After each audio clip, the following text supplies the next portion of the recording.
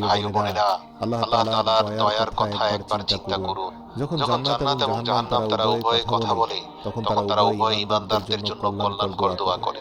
তারা উভয়ে নেক আমলকারীদের জন্য দোয়া করে। আল্লাহর রাসূল সাল্লাল্লাহু আলাইহি ওয়াসাল্লাম বলেন, যখনই কোনো মুমিন ব্যক্তি আল্লাহর কাছে 3 বার জান্নাত চেয়ে দোয়া করে, তখন জান্নাত সাড়া দিয়ে বলে, হে আল্লাহ, তাকে জান্নাতে প্রবেশ করান। আর কোনো মুমিন যখনই 3 বার জাহান্নামের আগুন থেকে আশ্রয় চায়, তখন জাহান্নাম বলে, হে আল্লাহ, তাকে জাহান্নামের হাত থেকে রক্ষা করুন। অতএব জান্নাত এবং জাহান্নাম উভয়ই আপনার জন্য কল্যাণের দোয়া করে। তবে জান্নাত আপনার জন্য প্রস্তুত হয়ে অপেক্ষা করছে।